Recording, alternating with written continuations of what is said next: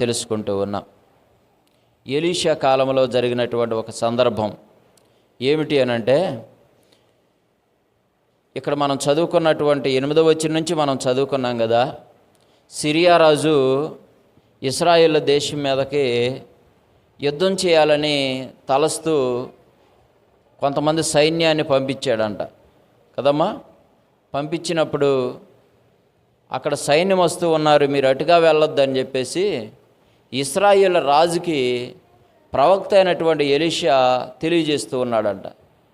Syria రాజు ఇశ్రాయేలుల మీద యుద్ధం చేయాలని ఎంతో ప్రయత్నం చేస్తూ ఉన్నప్పటికీ కూడా దేవుడు ఎలీషా ద్వారా మరి ఇశ్రాయేలు రాజుకు వర్తమానం పంపి ప్రతిరోజు కూడా కాపాడుచూ ఉన్నాడంట కదమ్మా, కాపాడుచూ ఉన్నాడట. అయితే ఇక్కడ నేను అనుకున్నటువంటి ప్లాన్లన్నీ కూడా ఇశ్రాయేలుకు రాజుకు తెలిసిపోయి తప్పించుకొని వెళ్ళిపోతున్నాడు.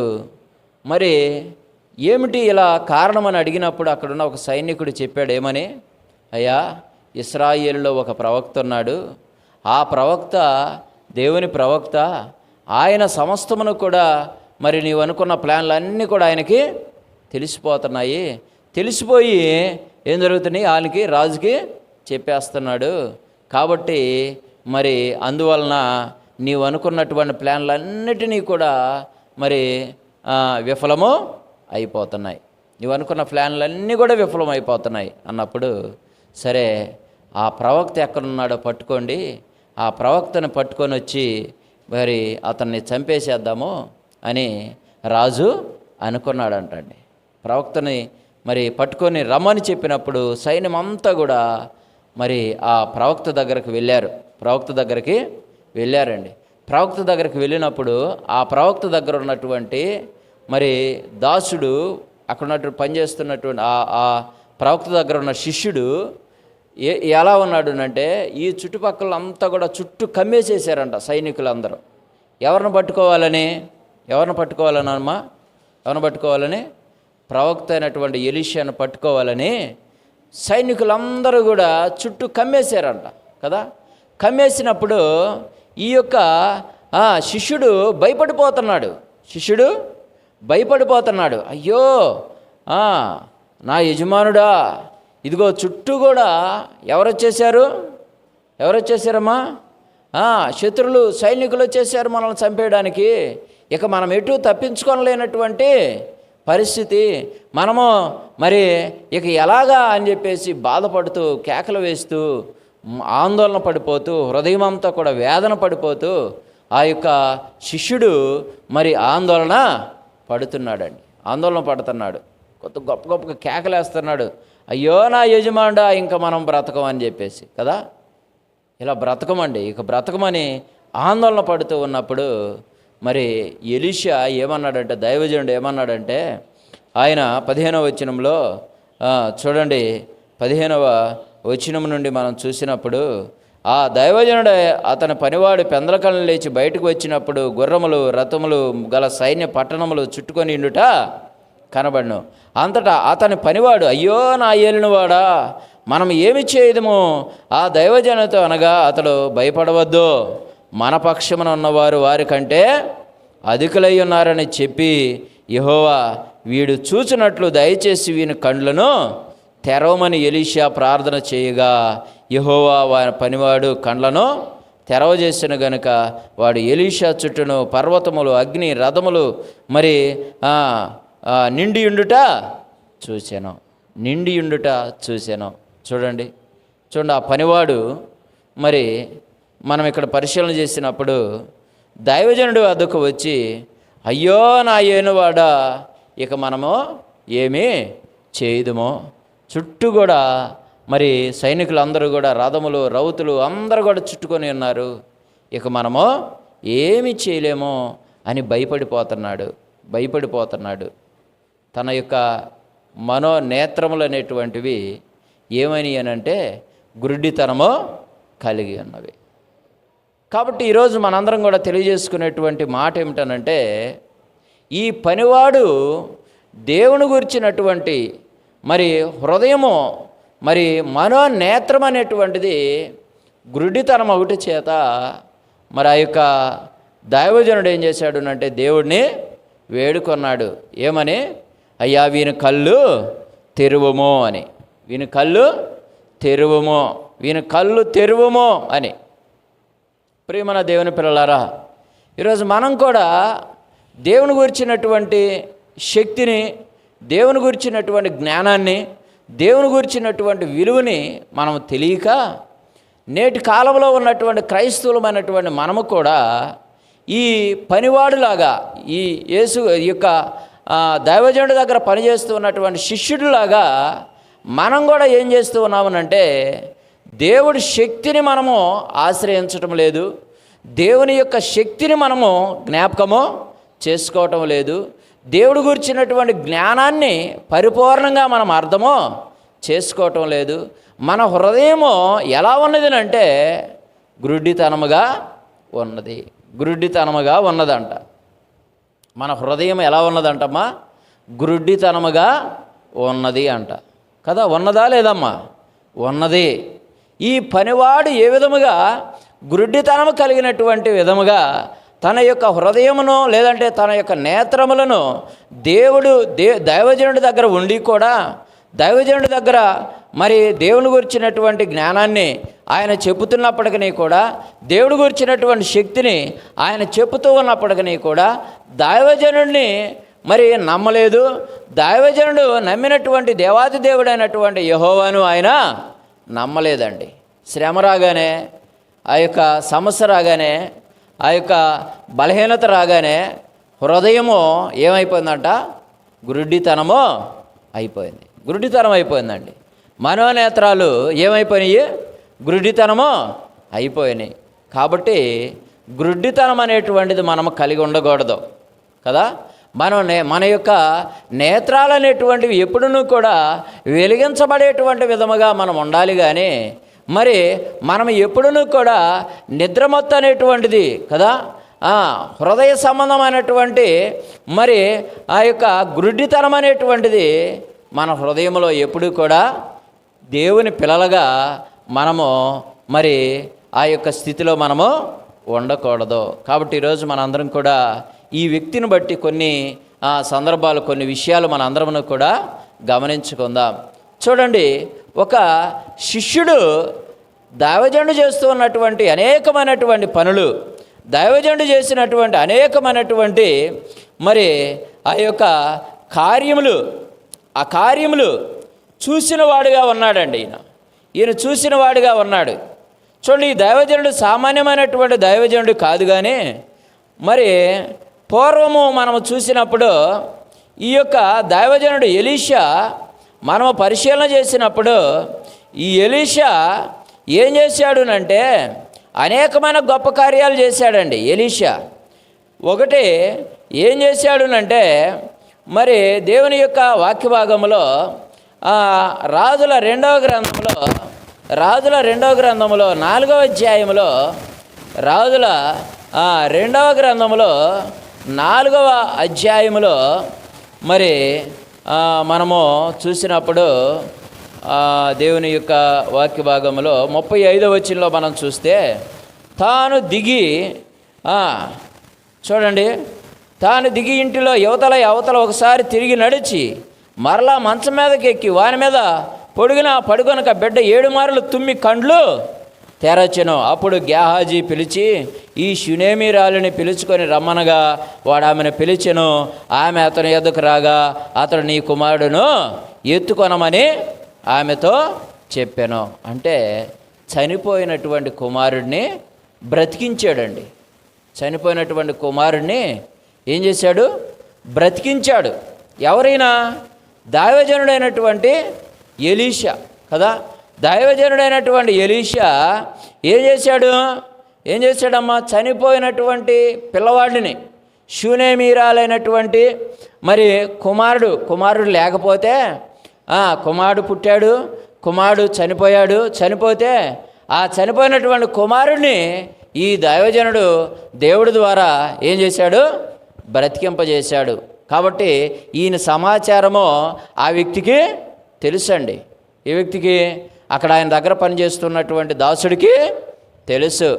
రెండోది మనం చూసినప్పుడు 4వ అధ్యాయంలోనే 38వ వచనం నుంచి 41వ వచనం వరకు కూడా మనం చూస్తే అక్కడ విషం కలిసినటువంటి కూరను సైతము మరి ఏమన్నదనంటే 40వ వచనం చూడండి.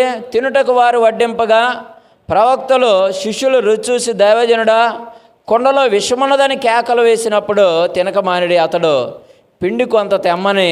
అప్పుడు వారు ఆ భోజనంలో ఆ పిండిని కలపమని చెప్పగా కలిపారు. జనులు భోజనముటకు వడ్డించుడని చెప్పాను. వడ్డింపగా కుండలో మరి ఏ జబ్బు కనిపించకపోయాను. చూడండి, దైవజనుడు ఎలాంటి వాడంటమ్మా, విషం కలిసినటువంటి ఆహారమును ఏం చేశాడు? విషము లేకోకుండా పరిశుద్ధంగా దానిని చేశాడండి, దాన్ని చూశాడు. అలా మరి గొప్ప కార్యాలు మనం చూస్తున్నాం. ఈ యొక్క దైవజనుడైనటువంటి ఎలీషా చేసినటువంటి కార్యములను మనం చూసినప్పుడు అక్కడ 5వ అధ్యాయంలో మరి నయమాను అనేటువంటి ఒక గొప్ప మరి సైన్యాధిపతి ఉన్నాడు. అతనికి ఏం చేశాడు అంటే మరి దేవుడు కృప వలన, దేవుడు దయ వలన అతన్ని శుద్ధి చేశాడు. 5వ అధ్యాయంలో మనం చూడగలం కదా. 5వ అధ్యాయం మొత్తం కూడా ఆ సందర్భాన్ని మనము చూడగలమండి కదా. అలాగే మరి ఆ యొక్క తప్పు చేసినటువంటి గేహాజీకి కూడా దేవుడు ఏం చేశాడునంటే 27వ వచనంలో మరి పోయినటువంటి కుష్టు మరలా ఎలీషాకు కలిగినటువంటి సందర్భం మనము అక్కడ శిష్యుడు చూశాడా లేదమ్మా? ఎలీషా చేసిన కార్యాలు, అద్భుతములు, ఎలీషా చేసినటువంటి కార్యాలు ఎంతో గొప్పవి. కాబట్టి మన జీవితంలో కూడా దేవుడు అనేకమైనటువంటి గొప్ప కార్యాలు చేస్తూ ఉన్నాడు. దేవుడు మన విషయంలో కూడా అనేకమైనటువంటి మరి తన కుమారుని యేసుక్రీస్తు ప్రభువారి ద్వారా అనేకమైనటువంటి గొప్ప కార్యాలు చేస్తూ ఉన్నప్పుడు చూడండి, ఇంత గొప్ప కార్యాలు దేవుడు చేస్తున్నటువంటి కార్యాలు మనం చూస్తున్నప్పటికీ కూడా, దేవుడు చేస్తున్నటువంటి గొప్ప మరి ఆశ్చర్యమైనటువంటి అద్భుతమైనటువంటి పనులను మనం చూస్తున్నప్పటికీ కూడా మరి మన యొక్క నేత్రాలు ఎలా ఉన్నాయనంటే, మన నేత్రాలు దేవుడు ఏదైనా చిన్న సమస్య అనేటువంటిది ఎదురైనప్పుడు మన నేత్రాలు ఏమైపోతున్నాయి అంటే గుడ్డితనముగా అయిపోతున్నాయి. చూడండి, దైవజనుడు ఎన్ని గొప్ప కార్యాలు చేశాడో. ఈరోజు దైవజనుడికి చుట్టూ కూడా సైన్యాధిపతులు, ఆ యొక్క రథములు మరి అనేకములు, వారందరూ కూడా అతను హింసించడానికి, అతను తీసుకొని వెళ్ళడానికి మరి చుట్టూ కూడా వచ్చినప్పుడు చూడండి, ఆ యొక్క దైవజనుడు అయితే ధైర్యంగా ఉన్నాడు. కానీ ఆ దైవజనుడి దగ్గర ఉన్నటువంటి శిష్యుడు, ఆ పనివాడు ఎలా ఉన్నాడంట? ధైర్యమును విడిచిపోయాడు. హృదయము, మనోనేత్రం అనేటువంటి గుడ్డితనము కలిగిపోయింది. ఆయన గురించి ఆలోచన చేసేటువంటి జ్ఞానం లేకపోయింది. మరి దేవుడు ఇతని పక్షమున ఉండి ఎన్ని గొప్ప కార్యాలు చేపించాడో, ఈరోజు కూడా ఈ సైన్యాన్ని కూడా మరి తప్పించి మరి మనల్ని కాపాడేటువంటి దేవుడని గుర్తించుకోకుండా మరి ఆ వ్యక్తి ఏమైపోయిందంటే మనోనేత్రాలు ఏమైపోయినాయి, గురుడితనమో కలిగిందంట. అందుకని ఈ ఎలీషా ఈ యొక్క ఏమన్నాడంటే, అయ్యా దయతో ఈయన కళ్ళు తెరవమని చెప్పాడంట. దయతో వీని కళ్ళు తెరవమని చెప్పాడు. ప్రియమైన దేవుని పిల్లలారా, మనము మన యొక్క హృదయమును, మన యొక్క మనోనేత్రములను మరి మరలా మనము తెరిచినటువంటి మనోనేత్రములుగా ఉన్నాయా, లేకపోతే ఇంకా తెరవనటువంటి గురుడితనములోనే మన మనోనేత్రాలు ఉన్నాయా అనేటువంటిది ఒకసారి మనమే పరిశీలన చేసుకోవాలి. దేవుని యొక్క వాక్య భాగంలో కొన్ని సందర్భాలు మనం పరిశీలన చేసినప్పుడు ఎప్పుడు మన యొక్క నేత్రాలు గురుడితనముగా అయిపోతున్నాయి అని అంటే, ఎప్పుడు మన నేత్రాలు గురుడితనముగా మరి అయిపోతున్నటువంటి సందర్భాలు మన పరిస్థితులను బట్టి మనం ఆలోచన చేసినప్పుడు చూడండి, దేవుని యొక్క వాక్య భాగంలో సంఖ్యాకాండము 22వ అధ్యాయంలో, సంఖ్యాకాండం 22వ అధ్యాయములో చూడండి, దేవుని యొక్క వాక్య భాగంలో మరి మనము పరిశీలన చేసినప్పుడు 22వ అధ్యాయము 31వ వచనంలో ఒక వ్యక్తి మనకు అక్కడ కనిపిస్తూ ఉన్నాడు. ఎవరు ఆ వ్యక్తి అని అంటే చూడండి, 22వ అధ్యాయం 31వ వచనంలో, అంతలో యెహోవా బిలాము యొక్క కన్నులు తెరచెను అంటున్నాడండి. ఎవరు కన్నులు తెరిచాడంట? బిలాము యొక్క కన్నులు తెరిచాడంట. అప్పుడు వరకు కళ్ళు లేవనా? కళ్ళు లేకుండా ఉన్నాడనా? కాదండి, ఆయన మనోనేత్రము తెరిచాడు. దేవుణ్ణి చూడగలిగేటువంటి కదా, దేవుడు పంపించినటువంటి దూతను చూడగలిగేటువంటి మరి జ్ఞానాన్ని, దేవుడి యొక్క ఆత్మను పరిశీలన చేసేటువంటి జ్ఞానాన్ని మరి దేవుడు మరి ఆయనకు అనుగ్రహించాడంట. ఎందుకు? ఏ పరిస్థితుల్లో ఆయన నేత్రము గురుడితనమైపోయిందనంటే, ఆయన నేత్రము కనిపించలేదునంటే, ఆయన ముందు ఎవరున్నారంటమ్మా? ఎవరున్నారు? దూత ఏం చేస్తున్నాడంటే కత్తి దూసి పట్టుకొనే ఉన్నాడంటండి. సందర్భం మనందరికీ తెలుసు. బిలాము దగ్గరికి బాలాకు అనే ఒక రాజు ఇశ్రాయేలు ప్రజలను మరి శపించుటకు పిలిచాడు. నీవు వచ్చిన యెడల ఇదిగో మరి రాజు నీకు అనేకమైనటువంటి ధనమును వస్త్రములను మరి ఎక్కువగా నిన్ను గొప్పతనముగా చేస్తాడని చెప్పినప్పుడు మరి ఈయన ఆ యొక్క హృదయము మరి దేవుని జ్ఞానానుసారంగా నడుచుకొనకుండా ఆయన చెప్పినటువంటి బహుమతులను ఆశించి, ఆయన చెప్పిన బహుమతులు ఆశించి హృదయము ఏమైపోయిందంట? గుడ్డితనము కలిగిందంటండి. ఆయన చెప్పిన బహుమతులు ఆశించాడు. ఆయన చెప్పినటువంటి బహుమతులు ఆలోచించి, బహుమతులు ఏమేం చెప్పాడు? అయ్యా నీవు వస్తే ఇదిగో నీకు బహుఘనత కలిగజేస్తానన్నాడు. 22 చూడండి, 16వ వచనములో మనం చూసినప్పుడు అక్కడ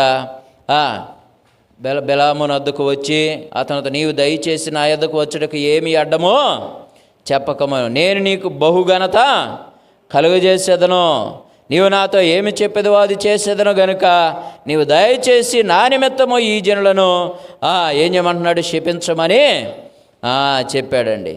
కాబట్టి చూడండి, ఇక్కడ అతనికి ఏమిస్తా అంటే, నిన్ను గొప్పగా చేస్తాను, నీకు సమస్తమును కూడా ఇస్తాను, మరి నేను ధనాన్ని ఆశించినటువంటి వాడుగా, చూడండి గొప్పతనమును మరి ఆ యొక్క ధనాన్ని ఆశించినటువంటి వాడుగా చూడండి ఏమయ్యాడంట? తన యొక్క మనోనేత్రములు గుడ్డితనం అయిపోయినాయండి. గుడ్డితనం అయిపోయింది. గాడిదెక్కి వెళ్తూ ఉంటుంటే అతన్ని మరలా, తన హృదయాన్ని మరలా దేవుడు బాగుపరచడానికి మరి దూతను పంపించి, కత్తి దూసుకొని దూతను పంపించి అక్కడ ఎదురు నిలబడితే గాడిద చూసింది కానీ కదా, గాడిద చూసింది కానీ బిలాము చూడలేకపోయాడు. ఎందుకనంటే మనసంతా కూడా, హృదయం అంతా కూడా, మా హృదయం అంతా కూడా దేనితో నిండి ఉన్నదంట? దేనితో నిండి ఉన్నది? ధనముతో. ఆయన నన్ను హెచ్చింపజేసేటువంటి ఘనతతో నిండి ఉన్నదండి. అలా నిండి ఉన్నప్పుడు ఏం కనిపించలేదంట? దేవుడి యొక్క దూత అతనికి కనిపించలేదు. దేవుని యొక్క దూత అతనికి కనిపించలేదు. దేవుడు కార్యములు కనిపించలేదు. దేవుడి యొక్క మరి జ్ఞానం ఆయనకి కనిపించలేదు. అలాగా నేటి కాలంలో ఉన్నటువంటి మనము కూడా మరి మన యొక్క భూ సంబంధమైనటువంటి మరి ఆ యొక్క లోక సంబంధమైనటువంటి ధనము, లోక సంబంధమైనటువంటి ఆశ, లోక సంబంధమైనటువంటి మరి ఆలోచనల చేత మరి మనము దేవుడి జ్ఞానాన్ని, అవునా, దేవుడి యొక్క జ్ఞానాన్ని, దేవుడి యొక్క శక్తిని మనము గ్రహించలేకపోతున్నామంట. దేవుడి యొక్క మహాశక్తిని మనం గ్రహించలేకపోతున్నాం. కాబట్టి ఆలోచించేయండి. మనోనేత్రములను, బిలాము యొక్క నేత్రములను మరి తెరిచి ఉన్నాడు. ఎందుకనంటే ఆయన దైవజనుడైనప్పటికీ కూడా తన మనోనేత్రాలు ఆ యొక్క బాలాకు రాజు ఇచ్చేటువంటి బహుమతులను ఆశించి ఏం చేశాడంట? నేత్రములను ఏం చేసుకున్నాడు? గుడ్డితనము కలుగు చేసుకున్నాడండి. కాబట్టి ఆలోచించేయండి. మనం కూడా మన యొక్క నేత్రాలు అనేటువంటివి, మన యొక్క హృదయ సంబంధమైన దేవుని గురించినటువంటి జ్ఞానం అనేటువంటిది మరి మనము కూడాను ఏం చేస్తున్నామనంట? గుడ్డితనముగా అయిపోతున్నామంట. కాబట్టి ఆలోచించేయాలి. దేవుడు ఇక్కడ మరి ఆ యొక్క బిలాముని దేవుడు ఏం చేశాడు అంటే కళ్ళును తెరిచాడు. మనము కూడా ఏ విషయాల్లో మరి గురుడితనముగా అయిపోతున్నామనంటే మరి లోక సంబంధమైన బిలాము వలె మనము కూడా గురుడితనము అయిపోవచ్చు ఉన్నాం. కాబట్టి దేవుని మాటలో కొన్ని మాటలు మనం చూసినప్పుడు ఇశ్రాయేలు ప్రజల విషయంలో కూడా దేవుడు రోమ పత్రికలో చూడండి 11వ అధ్యాయంలో, రోమపత్రిక 11వ అధ్యాయంలో మరి దేవుడి మాటలో తెలియజేస్తూ మరి ఈరోజు మనము కూడాను చూడండి ఎలాంటి మనస్సు కలిగి దేవుని గురించినటువంటి జ్ఞానమును, దేవుడి గురించినటువంటి ఆలోచనను మనము చేయటం లేదునంటే చూడండి దేవుడి మాటలు మనం పరిశీలన చేసినప్పుడు ఇక్కడ ఇంకొక వ్యక్తి మనకు తెలియజేస్తూ ఉన్నాడు. 11వ అధ్యాయంలో ఆ యొక్క 8వ వచనంలో మనం చూసినప్పుడు 8వ వచనం చూడండి, ఇందు విషయమై నేటి వరకును దేవుడు వారికి నిద్రమత్తు గల మనస్సును, చూడలేని కన్నులను, వినలేని చెవులను ఇచ్చి ఉన్నాడని వ్రాయబడి ఉన్నది. ప్రభు అయినటువంటి మరి దేవుడు ఈ యొక్క మాటలు తెలియజేస్తూ ఉన్నాడు. ఎవరి గురించినంటే మరి ఆనాటి ఇశ్రాయేలు యొక్క జనాభా విషయంలోనూ మరి నేటి కాలంలో ఉన్నటువంటి మన విషయంలోనూ మన యొక్క నేత్రాలు, మన యొక్క హృదయము ఎలా ఉన్నది అంటే చూడండి నేటి వరకు దేవుడు వారికి నిద్రమత్తు గల మనస్సు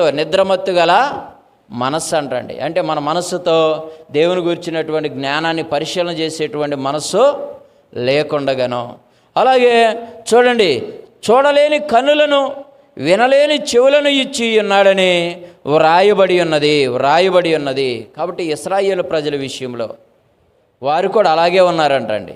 ఎందుకనంటే చూడండి ఇక్కడ ఒక వ్యక్తి గురించి మాట్లాడుతూ అక్కడ ఒక వ్యక్తిని గురించి ఏమని అంటున్నాడంటే ఏలియాను బట్టి మాట్లాడుతూ ఏలియా విషయంలో మరి అక్కడ మాట్లాడుతూ చూడండి దేవుని యొక్క వాక్య భాగంలో 3వ వచనం చదవండి. ప్రభువా వారిని ప్రవక్తలో ఏలియాను గురించినటువంటి లేఖ భాగంలో 3వ వచనంలో వారిని ప్రవక్తలను చంపిరి, నీ బలిపీఠం పగలగొట్టిరి, నేనొక్కడనే మిగిలి ఉన్నాను, నా ప్రాణము తీయజూచున్నారని ఇశ్రాయేలునకు విరోధముగా దేవుని ఎదుట అతడు వాదించుస్తున్నాడు. అయితే దేవోక్తి అతనితో ఏమి చెప్పుచున్నది, బయలుకు మోకాల్లోనని 7,000 మంది పురుషులు నేను శేషముగా ఉంచుకొని ఉన్నాను. అలాగనే అప్పటి కాలమందు సైతము కృప యొక్క ఏర్పాటు చొప్పున శేషము మిగిలి ఉన్నది అని చెబుతూ ఏలియా విషయంలోనండి. ఏలియా ఎలాంటి వాడంట, మరి గొప్ప కార్యాలు చేసినప్పటికీ కూడా ఆయన ప్రాణభయంతో ఆహాబు యొక్క ప్రాణభయంతో, అర్థమైందండి, ఆహాబు నా భూమి మీద వర్షం కురవదని దేవునికి ప్రార్థన చేసినప్పుడు ఏలియాని చంపాలని ప్రయత్నం చేస్తూ ఉన్నప్పుడు ఆ ఏలియా ఏం చేశాడంటే 40 దినములు మరి ఆహారమును తీసుకొని ఒకరోజు ఆహారం తీసుకొని 40 దినాలు 40 రాత్రులు ఉపవాసముతో ఆయన అక్కడికి వెళ్ళి దేవుడికి ప్రార్థన చేస్తున్నాడంట, అయ్యా నేనొక్కడనే మిగిలి ఉన్నాను అని. దేవుడి శక్తిని గ్రహించలేదు. మనం అనుకుంటుంటాం మనమే అని, కానీ దేవుడు ఏర్పాటు చేసినటువంటి వారు చాలామంది ఉంటారు.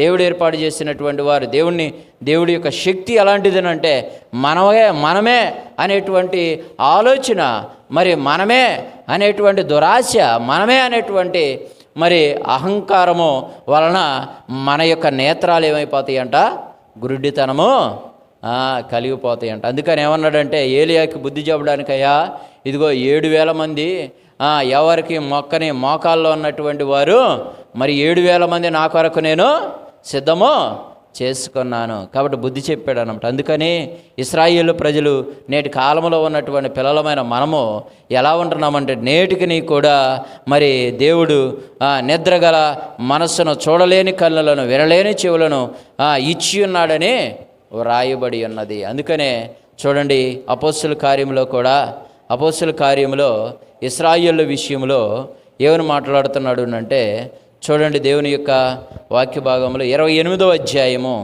26వ వచనం నుండి 27వ వచనం వరకు కూడా మనం చూసినప్పుడు 26వ వచనం నుంచి 27వ వచనం వరకు కూడా దేవుని యొక్క వాక్య మీరు వినుట మట్టుకు విందురు కానీ గ్రహింపనే గ్రహింపరు, చూచుట మట్టుకు చూతురు కానీ కానరని ఈ ప్రజల వద్దకు వెళ్ళి చెప్పము. చూడండి ఏంటంట, కనపడదంట వాళ్ళకి. అర్థమైందండి? కనపడదంటున్నాడు. చూడండి, చూచుట మట్టుకు చూతురు కానీ కానరని ఈ ప్రజలతో చెప్పము. ఈ ప్రజలు కన్నులారా చూసి చెవులారా విని మనసారా గ్రహించి నా వైపు తిరిగి నా వలన స్వస్థత పొందకుండానట్లు వారి హృదయములు క్రొవ్వినవి, వారి చెవులు మందగిలి ఉన్నవి, వారి కన్నులు మూసుకొని ఉన్నవి. ఎవరి కన్నులు మూసుకొని ఉన్నంటాయా? ఎవరి కన్నులు అంట? కాబట్టి ఇశ్రాయేలు విషయంలో మాట్లాడుతున్నాడు. మన కన్నులు కూడా అలాగే ఉన్నాయంట. మన కన్నులు కూడా ఎలా ఉన్నాయంట? చూచుట మట్టుకు చూతురు కానీ కారణంట.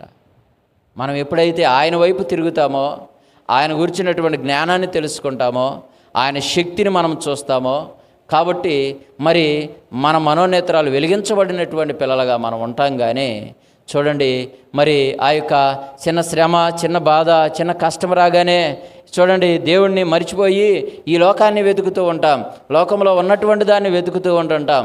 కాబట్టి దేవుడి యొక్క శక్తిని ఆశ్రయించుకోకుండా, దేవుడి గురించినటువంటి జ్ఞానాన్ని మనం ఆశ్రయించుకోకుండా, దేవుడు మన పక్షమున ఉన్నాడు, దేవుడు మన పక్షమున ఉండగా మనకు విరోధి ఎవరు అని మనం ఆలోచన చేయకోకుండా మన నేత్రాలు ఏమైపోతున్నాయి అంటే మరి గురుడితనమో అయిపోతున్నాయి అంట. మన గురుడితనం అయిపోతున్నామంట. అందుకని చూడండి, దేవుడు అనేకమైనటువంటి కార్యాలు చేశాడు వారి ముందు. ఏం చేశాడంట? అనేకమైన గొప్ప కార్యాలు చేసినా కూడా ఈ ప్రజలు కన్నులారా చూసి చెవులారా విని మనస్సారా గ్రహించి నా వైపు తిరిగి నా వలన స్వస్థత పొందకుండానట్లు వారి హృదయములు ఏమైపోయినాయంటమ్మా? క్రొవ్వి ఉన్నవి, వారి చెవులు మందగిలినవి, మరి వారి యొక్క కన్నులు ఏమైపోయినంట? మూసుకొని ఉన్నారు. కన్నులు మూసుకుపోతున్నాయి అంట మనకి. కాబట్టి ప్రియమైన దేవుని పిల్లలారా, మనం ఎలా ఉన్నామో ఒకసారి ఆలోచించేయండి. మన యొక్క ఆలోచనలు ఎలా ఉన్నాయో ఒకసారి ఆలోచించేయండి. మరి దైవజనుడి దగ్గర ఆ దాసుడు ఎలా ఉన్నాడు అంటే కన్నులు మూసుకుపోయిన వాడిగా ఉన్నాడు. మరి యేసు ప్రభువారిని నమ్ముకున్నటువంటి మనం, యేసు ప్రభువారిని యందు మరి విశ్వసించి రక్షించబడినటువంటి మనము ఇంకా మన కన్నులు మూసుకుపోయినటువంటి స్థితిలో ఉన్నాయా? ఆలోచించేయండి. ఇంకా మన కన్నులు దేవుడి గురించినటువంటి జ్ఞానాన్ని తెలుసుకోకుండా శ్రమ రాగానే దేవుడు శక్తిమంతుడని మనం మర్చిపోతున్నామా? ఆలోచించేయండి కదా. కొద్ది శోధన రాగానే దేవుడు మరి నన్ను చూచువాడు, ఆయన అంతటను కూడా ఉన్నటువంటి దేవుడు, ఆయన సర్వాంతర్యామి దేవుడు, నన్ను చూస్తూ ఉన్నాడు, నా స్థితిని చూస్తున్నాడు, నా యొక్క జీవితాన్ని చూస్తూ ఉన్నాడు. కాబట్టి నన్ను రక్షించువాడు, నన్ను కాపాడువాడు, నన్ను ఆదుకొనివాడు, నన్ను అన్ని విషయాల్లో కూడా ఆయన రక్షించి కాపాడువాడని మనం అర్థం చేసుకోకుండా మరి మన మనోనేత్రాలను మనము గుడ్డితనమో చేసేసుకుంటున్నామా? ఆలోచించేయండి. కాబట్టి మనము గుడ్డితనములు కలిగి ఉండడానికి కారణం ఏమిటనంటే చూడండి, ఈ లోక సంబంధమైన ఆశలు, ఈ లోక సంబంధమైన భౌతిక సంబంధమైనటువంటి మరి ఆలోచనలు కదా. కాబట్టి కొరింథీయులకు రాసినటువంటి 2వ పత్రిక 4వ అధ్యాయం 4వ వచనంలో 4వ అధ్యాయము 4వ వచనంలో గురుడితనమును ఎవరు కలిగింపజేస్తున్నారు అంటే సాతానుడు మనలను గురుడితనము కలిగింపజేస్తూ ఉన్నాడు అని ఆ మాట అక్కడ మనకు తెలియజేస్తూ ఉన్నాడు. చూడండి, దేవుని స్వరూపి అయి ఉన్న క్రీస్తు మహిమను కనపరచు సువార్త ప్రకాశము వారికి ప్రకాశింపకుండా నిమిత్తము ఈ యుగ సంబంధమైనటువంటి దేవత అవిశ్వాసులైన వారి మనోనేత్రములకు గురుడితనము కలిగింపజేస్తూ ఉన్నాడు.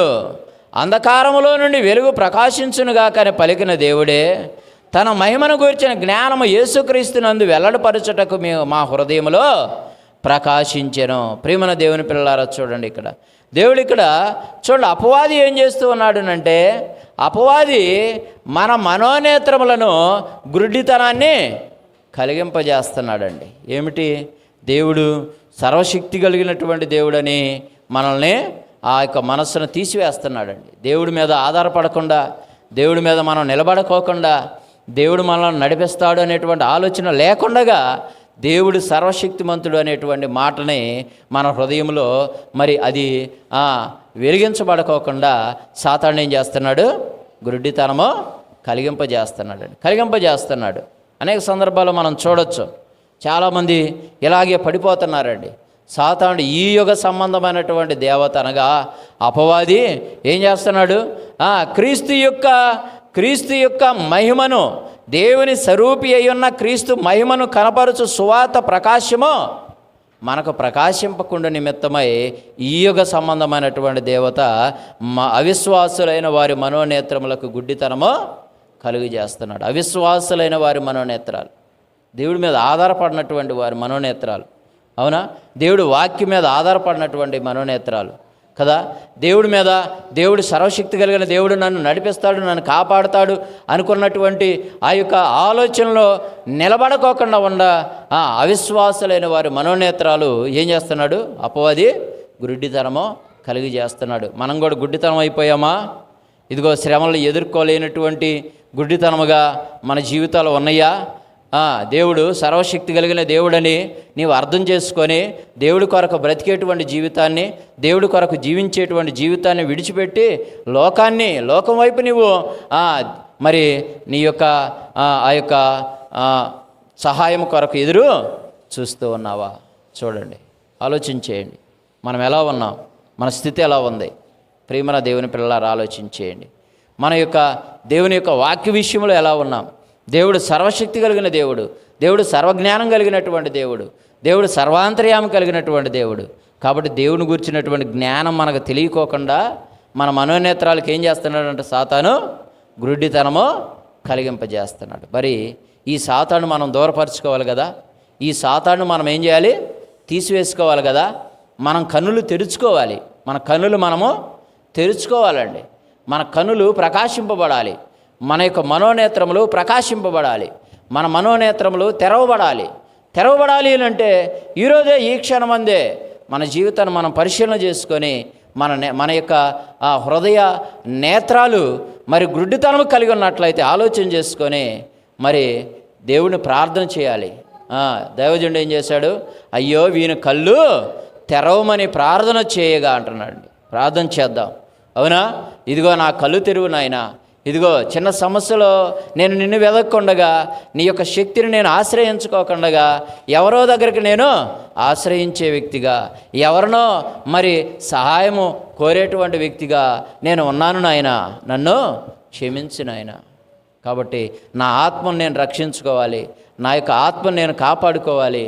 ఇదిగో దేవుడి సముఖములో అపవిత్రమైనటువంటి మరి జోలికి నేను వెళ్ళకోకుండా ఇదిగో సర్వశక్తి కలిగినటువంటి దేవుడిని నేను ఆశ్రయించేటువంటి పిల్లవాడుగా, సర్వశక్తుడైనటువంటి దేవుడి సన్నిధానంలో నేను ఉండేటువంటి వాడుగా. ఆయన శక్తి అపారమైనటువంటిది. దేవుడి శక్తి ఎలాంటిదండి? దేవుడి శక్తి ఎలాంటిది? మనం ఆయన పక్షమున ఉన్నట్లయితే, దేవుడు మన పక్షమున ఉన్నట్లయితే చూడండి, దేవుడు ఎలాంటి వాడు అంటే దేవుడు చూడండి సముద్రమును సైతము ఏం చేశాడు? 2 పాయలుగా చేశాడు. ఎంత గొప్ప ఆశ్చర్యమైన కార్యం! అది నీవు గ్రహించావా? ఇశ్రాయేలు చూశారు. ఇశ్రాయేలు అంట చూసిను కూడా వారు కానక ఉన్నారంట, అవునా? వారి కన్నులు మూసుకొని ఉన్నారంట. మరి ఈరోజు నీవు నేను ఎలా ఉన్నాం? మన జీవితంలో ఎన్నో మేలు చేశాడు దేవుడు, ఎన్నో కార్యాలు చేశాడు దేవుడు. మనకు దేవుడు చేసేటువంటి కార్యములలో మనం ఏమి చేసినా కూడా, ఏ ప్రయత్నం చేసినా కూడా అది జరగనటువంటిది. మనం జరగదండి. మనం ప్రయత్నం చేసాము, నేను చేశాను, నేను కష్టపడ్డాను, నేను శ్రమ పడ్డాను, నేను ఎంతో దానికోసము వేదన చెందాను అనుకుంటే మన వల్ల ఏమీ కూడా కాదు. సమస్తమును ఎవరి వలన కలుగుతుందనంటే దేవుని వలనే కలుగుతుంది. నీకు మంచి జరిగిన కదా, నీవు గొప్పగా ఆశీర్వదించబడ్డా, నీ యొక్క ఆరోగ్య విషయంలో క్షేమంగా ఉండా, అవునా? నీ కుటుంబ పరంగా అన్ని విషయాల్లో కూడా క్షేమంగా ఉన్నా కూడా సమస్తమును ఆయన ఆశ్చర్య కార్యములు చేసే గొప్ప దేవుడు.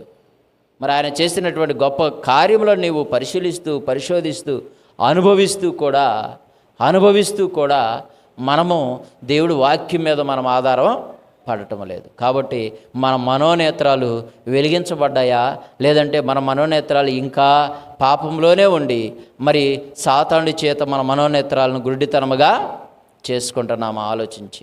ఆలోచించేయండి. కాబట్టి దేవుడు తన యొక్క వాక్యభాగము ద్వారా, దేవుడు తన కుమారుడైన యేసుక్రీస్తు ప్రభువారి ద్వారా మన హృదయాల్ని, మన మనోనేత్రాల్ని తెరిచాడు. తెరిచినటువంటి నేత్రాలను మనము పరిపూర్ణముగా ఆయన సన్నిధానంలో ఆయన కొరకు మనము జీవించేటువంటి పిల్లలుగా మనమందరం కూడా ఉండాలండి. దేవుడు తన యొక్క వాక్య భాగంలో చూడండి, ఎఫెసీయులు రాసినటువంటి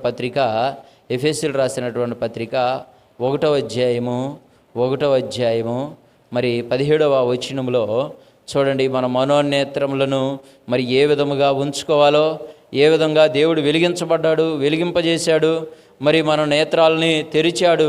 తెరిచినటువంటి మనము మరి ఎలాగ ఉండాలి, ఎలాగ జీవించాలి, ఏ విధముగా మనము మరి మన జీవితాన్ని సరిచేసుకునేటువంటి పిల్లలుగా మనం ఉండాలి అని అంటే, అలాగే చూడండి, మన మనోనేత్రాలు గుడ్డితనముగా ఉండకోకుండా మరి మనము వెలిగించబడినటువంటి నేత్రాల వలె మనము ఎలాగా ఉండాలి అనేటువంటి జ్ఞానాన్ని మనం అందరం కూడా తెలియజేసుకోదాం. చూడండి 17వ వచనములో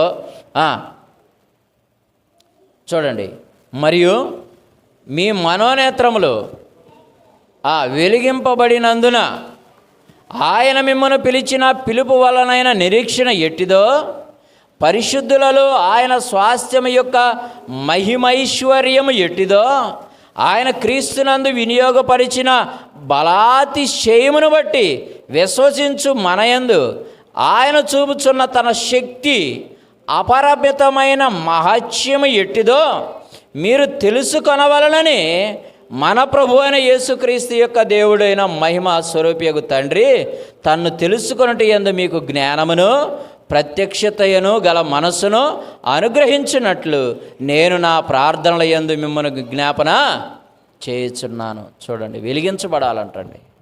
మన మనోనేత్రాలు ఎలాగ ఉండాలంట? వెలిగించబడాలి.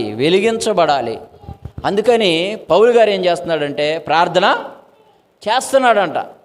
ఆ యొక్క ఎఫెసీ పట్టణంలో ఉన్న సంఘస్థులందరి కొరకు ఆయన ఏం చేస్తున్నాడంటే ప్రార్థన చేస్తున్నాడంట. అయ్యా, దేవుడు తన కుమారుని యేసుక్రీస్తు ప్రభువారి ద్వారా తన శక్తిని, తన జ్ఞానాన్ని, తన యొక్క మహిమైశ్వర్యమును మనందరమును కూడా తెలుసుకొనటకై ఆయన క్రీస్తు ద్వారా మన మనోనేత్రములను దేవుడు ఏం చేశాడంట? వెలిగింపజేశాడంటండి. అవును ప్రియమైన దేవుని పిల్లలారా, యేసు ప్రభువారిని నీవు నమ్ముకుంటే, యేసు ప్రభువారిని దేవుడు చూడండి, ఎప్పుడైనా కూడా చనిపోయినటువంటి వారిని చూడండి, చనిపోయినటువంటి మరి వ్యక్తి తిరిగి లేపబడడం కదా, అది ఎంత గొప్ప శక్తితో తెలుసండి. అది ఎప్పుడైనా మన జీవితంలో జరిగిందా? జరగల కదా. కాబట్టి యేసుక్రీస్తు ప్రభువారిని లేపడం ఆయన యొక్క బలాతిశయమును, యేసుక్రీస్తునందున్న బలాతిశయమును బట్టి మనం ఏం చేయబడాలంట? ఏం తెలుసుకోవాలంటండి? ఆయనే తన్ను తెలుసుకొనుట యందు మీకు జ్ఞానమును ప్రత్యక్షతను గల మనస్సును అనుగ్రహించున్నట్లు అని అంటున్నాడు. ప్రత్యక్షత కలిగినటువంటి మనస్సు, దేవుని యొక్క ప్రత్యక్షత కలిగినటువంటి మనస్సు అంటే దేవుని గురించినటువంటి జ్ఞానం, దేవుడి యొక్క శక్తి మనం తెలుసుకోవాలి. మనం తెలుసుకొని ఆయన ఎంత శక్తిమంతుడు అనంటే చూడండి, చనిపోయినటువంటి వ్యక్తిని సైతము తిరిగి లేపగలిగినటువంటి శక్తి కదా. అంత మహాశక్తి అండి ఆయన, అంత గొప్ప శక్తి దేవుడిది. మరి ఆ శక్తిని నీవు తెలుసుకొని మన మనోనేత్రాలు ఏం చేయాలంటమ్మా? వెలిగించబడాలి. మన మనోనేత్రములను వెలిగించబడాలి. దేవుడి మీద అటువంటి జ్ఞానాన్ని మనం సంపాదించుకోవాలి, అటువంటి విశ్వాసమును మనం పెంపొందించుకోవాలి. దేవుడే నా కండ, దేవుడే నా యొక్క ఆశ్రయం, దేవుడే నా కేడెము, నా రక్షణ. దావీదు అంటున్నాడు, ఇదిగో ఆ యొక్క ఫిలిష్తీయుల విషయంలో అంటున్నాడు, ఇదిగో జీవము గల దేవుని యొక్క సైన్యమును ఎదిరించుటకు వాడు ఏ పాటి వాడు అని అంటున్నాడండి. అంటే దేవుడి మీద అంత నమ్మకం కలిగినటువంటి వాడు, తన యొక్క హృదయములో మరి దేవుని యొక్క జ్ఞానము కలిగినటువంటి వాడు. కాబట్టి ఈ యొక్క మరి దేవుడి యొక్క జ్ఞానం మనం తెలియపడటానికి దేవుడు మన యొక్క మనోనేత్రములను యేసుక్రీస్తు ప్రభువారి ద్వారా వెలిగింపజేస్తూ ఉన్నాడు. నీవు వెలిగించబడ్డావా? ఇంకా వెలిగించబడకపోతే వెలిగించబడాలి. యేసుక్రీస్తు రక్షణలో నీవు ఉండాలి. యేసుక్రీస్తు యొక్క జ్ఞానాన్ని మనం తెలుసుకోవాలి.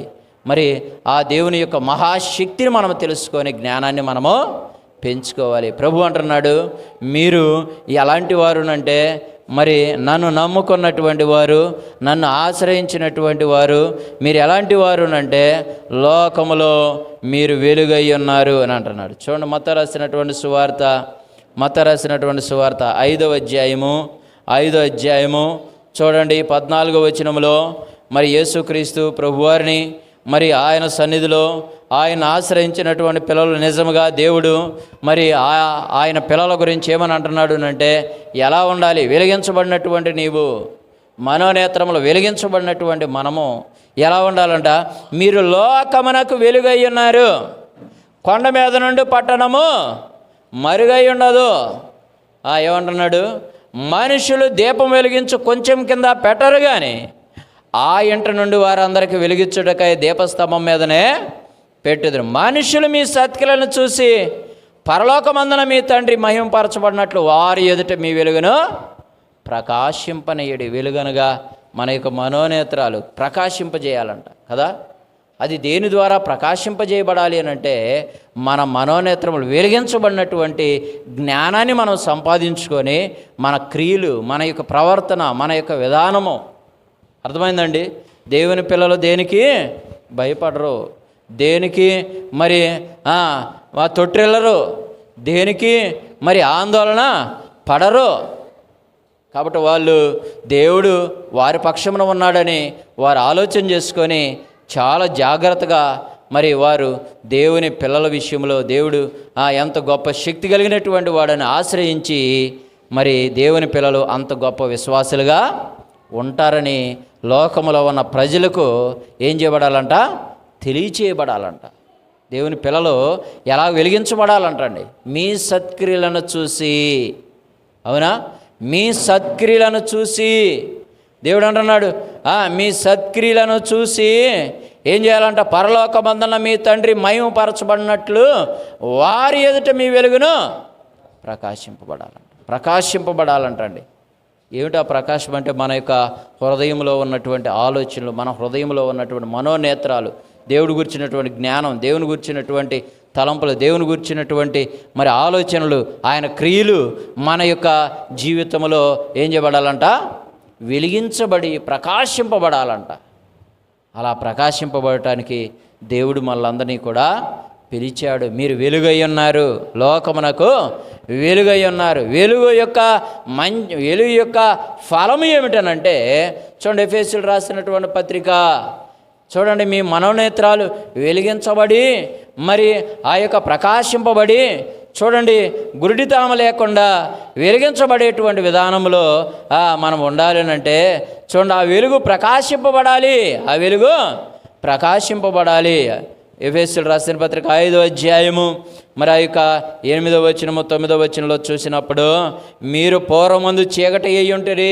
చీకటి, మన మనోనేత్రాలన్నీ కూడా చీకటి అయి ఉన్నాయి. ఇప్పుడైతే మీరు ప్రభువునందు వెలుగై ఉన్నారు. కాబట్టి వెలుగు ఫలము పలు విధములైనటువంటి మంచితనము, నీతి, సత్యమని వాటిలో కనబడుచున్నది. ప్రియమైన దేవుని పిల్లలారా, దేనిలో కనబడుతుందంటమ్మా? దేనిలో కనబడుతుందంట? సకల విధములైనటువంటి మంచితనము కలిగినటువంటి పిల్లలుగా. చూడండి, నిజంగా మనము మన మనోనేత్రాలు వెలిగించబడినటువంటి విధంగా మనం ఉంటే ఎంత గొప్ప మేలండి, ఎంత గొప్ప ఆశీర్వాదం అండి.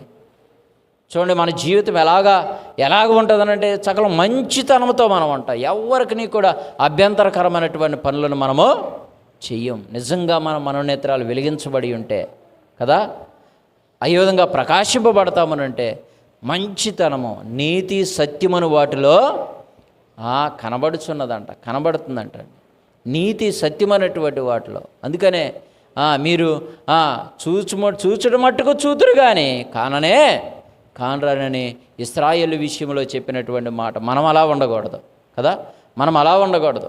దేవుడి యొక్క శక్తిని మనం చూసాం, దేవుడి యొక్క మహా గొప్ప కార్యాలు మనం చూస్తూ ఉన్నాం. చూసినటువంటి మనము చూడండి, మనం పాపులమై ఉన్నటువంటి మనల్ని దేవుడు ఏం చేశాడు అంటే తన ఆశ్చర్యకరమైనటువంటి వెలుగుతో మనల్ని అందరినీ కూడా చీకటిలో నుండి వెలుగులోనికి మనలను నడిపించినటువంటి ఆ యొక్క చీకటి కలిగినటువంటి మనోనేత్రాలను మనల్ని తీసివేసి మనలందరినీ కూడా ఏం చేశాడునంటే చక్కగా వెలిగించబడేటువంటి విధంగా, మన హృదయాలు వెలిగించబడే విధంగా, మన ఆత్మ వెలిగించబడేటువంటి విధముగా దేవుడు తన కుమారుని యేసుక్రీస్తు ప్రభువారి ద్వారా చక్కని అవకాశాన్ని దేవుడు మనకి అనుగ్రహించిన మనము దేవుడి శక్తిని తెలుసుకొని మనం వెలిగించబడాలి. మన సత్క్రియల్లో, మన యొక్క పనుల్లో, మనం చేసేటువంటి క్రియల్లో, మనం చేసేటువంటి ఆలోచనలో మనం ఎలా ఉండాలంట?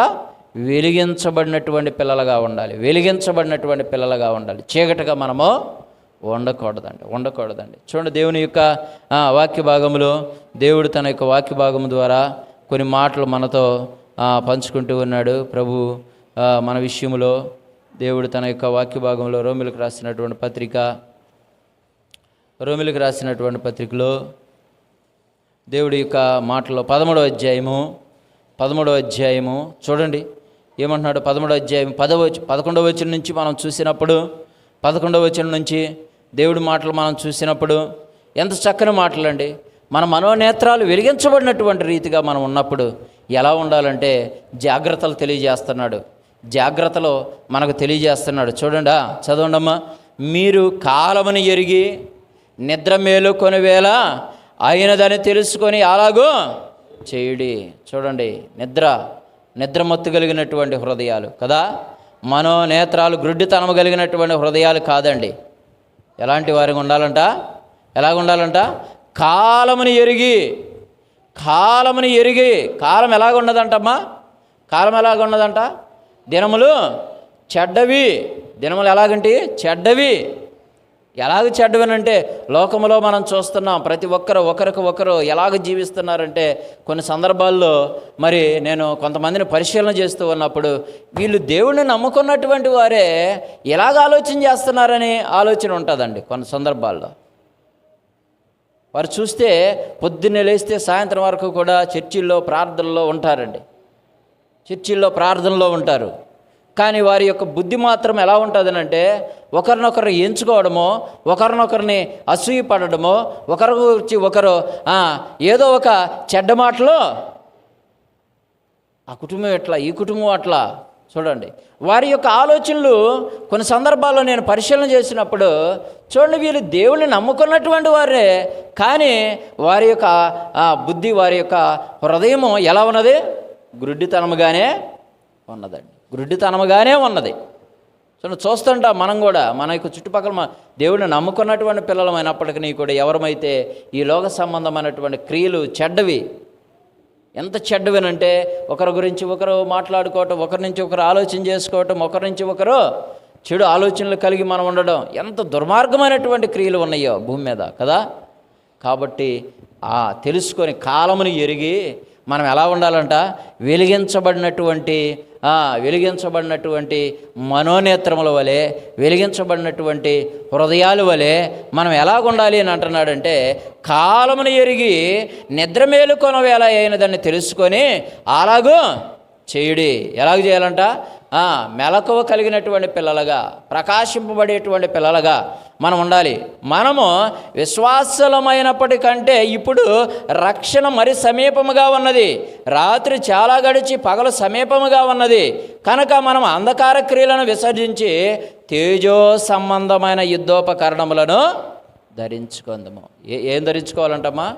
మన మనోనేత్రాలు వెలిగించబడేటువంటి విధముగా, అవునా, తేజో సంబంధమైనటువంటి మరి మన మనోనేత్రాలు వెలిగించబడే విధముగా మనము దేవుని యొక్క యుద్ధోపకరణములను ధరించుకోవాలంటండి.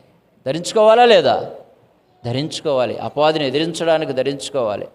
కాబట్టి కింద చూడండి, రాత్రి అలరితో కూడినటువంటి ఆటపాటలైనను, మొత్తైనను లేకయు, కామ విలాసములైనను, పోకరశ్రేష్టలైనను లేకయు, కలహమైనను మత్సరమైనను లేకయు, పగటి యందు నడుచుకున్నట్లుగా మర్యాదగా నడుచుకుందామంట. పగటి యందు నడుచుకున్నవారుగా అంటే దేవుని యొక్క ఆయన మహాశక్తిని బట్టి ప్రకాశించబడేటువంటి జీవితం కదా. మనోనేత్రములు వెలిగించబడినటువంటి జీవితం ఏంటంటే దేవుడు పిల్లలు మరి దేనికి కూడా మరి తొట్టిల్లరండి. దేనికి ఇదిగో ఈ ఆపద జరిగిందా ఏం చేస్తారంటే ఏం కాదులే, దేవుడు మనకు ఉన్నాడు, దేవుడు రక్షిస్తాడు కదా. ఏదైనా అపాయమైనటువంటి పరిస్థితులు ఎదురైనప్పుడు మరి దేవుని పిల్లలు ఏం చేస్తారనంటే మన మనోనేత్ర గుడ్డితనం కలిగి చేసుకోకుండా జాగ్రత్తగా మన హృదయాలు ప్రకాశింపబడి దేవుడున్నాడు, నాకు రక్షిస్తాడు, దేవుడున్నాడు, కాపాడుతాడు కదా. ఎందుకంటే దేవుడి శక్తి మీద మనం ఆధారపడాలి, దేవుడి శక్తి మీద ఆధారపడాలి, దేవుడి యొక్క జ్ఞానం మీద ఆధారపడాలి. మనం తొట్టిల్లకూడదు, పాపంలోకి వెళ్ళకూడదు కదా. అపవాది కలిగించేటువంటి శోధనకరమైనటువంటి పనుల్లోనికి మనం వెళ్ళకూడదు. కాబట్టి వెలిగించబడినటువంటి వ్యక్తి తేజో సంబంధమైనటువంటి యుద్ధోపకరణములను ధరించుకోవాలి. కాబట్టి అలరితో కూడినటువంటి ఆటపాటలు కానీ, అవునా, మత్సరమును, అసూయలు, కలహములు, మరి రకరకాలైనటువంటి నడుచుకోనుకోకుండా పగటి యందు నడుచుకున్నట్లుగా మర్యాదగా నడుచుకుందాం. ఎలాగ నడుచుకోవాలంటమ్మా? నీవు వెలిగించబడినటువంటి వ్యక్తిగా ఉన్నట్లయితే పగటి యందు నడుచుకున్నట్లుగా మర్యాదగా మనము దేవుని యొక్క జ్ఞానానుసారంగా, దేవుడి యొక్క తలంపులు కలిగి, దేవుడి యొక్క ఆలోచనలు కలిగి మనందరమును కూడా అలాగున మనము ఉండాలి. చూడండి, మరి దేవుని యొక్క వాక్య భాగంలో పిలుపులు రాసినటువంటి పత్రిక 2వ అధ్యాయము, పిలుపులు రాసినటువంటి పత్రిక 2వ అధ్యాయము దేవుని యొక్క వాక్య భాగంలో దేవుడు చూడండి 16వ వచనంలో మనం చూసినప్పుడు 14 నుంచి చదువుకుందాం. 14 నుంచి మీరు మూర్ఖమైన వక్రజనం మధ్య నిరపరాధులను, నిష్కలంకులను, అనింద్యులనైన దేవుని కుమారులగునట్లు సనుగులను, సంశయములను మాని సమస్త కార్యముల నుంచి అట్టి జనం మధ్య మీరు జీవవాక్యమును చేత పట్టుకొని లోకమందు జ్యోతుల వలె కనబడుచున్నారు. అందువలన నేను వ్యర్థముగా పరిగెత్తలేదనియు, నేను పడిన కష్టము నిష్ప్రయోజనము కాలేదనియు క్రీస్తు దినమున నాకు అతిశయ కారణము కలుగును. పౌలు అంటున్నాడండి. ఫిలిప్పీ పట్టణంలో ఉన్న సంఘానికి, ఫిలిప్పీ పట్టణంలో ఉన్న సంఘపు వారు ఎలా ఉన్నారంటమ్మా? వారి హృదయాలు వెలిగించబడి, తమ యొక్క ఆత్మలో వెలిగించబడి లోకములో ఎలాగున్నారంట? జ్యోతుల వలె ప్రకాశింపబడుతూ ఉన్నారంట. ఎలా ఉన్నారయ్యా? ఎలా ఉన్నారు? లోకములో జ్యోతుల వలె ప్రకాశింపబడుచు ఉన్నారు. అంటే పక్కనున్నటువంటి వారు మూర్ఖమైన వక్రజనం మధ్య ఉన్నప్పుడు మరి వారి మధ్యలో కూడాను వీరు ఎలా ఉన్నారు అంటే నిరపరాధులుగాను, నిష్కలంకులుగాను మరి వాళ్ళు కనిపిస్తూ ఉన్నారట. వాళ్ళ యొక్క ఆలోచనలు, వాళ్ళ యొక్క జ్ఞానం, వాళ్ళ యొక్క మరి మాటలో వారి యొక్క మంచితనము చూడండి. వారి హృదయము దేవుని యొక్క క్రీస్తు మహిమైశ్వర్యం యొక్క మరి తేజస్సు వారి మీద ఉండి వారి యొక్క మనోనేత్రములు ఎలా ఉన్నాయనంటే వెలిగించబడి ఎలా ఉన్నాయంట? జ్యోతుల వలె ప్రకాశింపబడుచు ఉన్నారంట. జ్యోతుల వలె ప్రకాశం. ఈరోజు మనం కూడా ఎలా ఉండాలంటే జ్యోతుల వలె ప్రకాశింపబడేటువంటి వారముగా, అవునా కదా? ఈ యొక్క దాసుడు దేవుడి కార్యాలు చూసి కూడాను ఏమున్నది? తన హృదయము ఏమైందమ్మా? దైవజనుడి దగ్గర ఉన్నటువంటి దాసుడు ఏమైంది? మనోనేత్రాలు గురుడితనం అయిపోయింది. దేవుడి జ్ఞానాన్ని, దేవుడి యొక్క ఆలోచనను, దేవుడి యొక్క మర్మాన్ని, దేవుడి యొక్క మరి ఆయన తెలియజేసినటువంటి సత్యాన్ని అర్థం చేసుకోకుండా నేటి క్రైస్తవులమైనటువంటి మనం కూడా ఎలాగుంటున్నామంటే గురుడితనంగా ఉంటున్నాం. అలా ఉండకోకుండా జాగ్రత్త పడాలి. మరి జాగ్రత్త పడి మనము జ్యోతుల వలె ప్రకాశింపబడేటువంటి మంచి మనస్సు, మంచి హృదయం కదండి.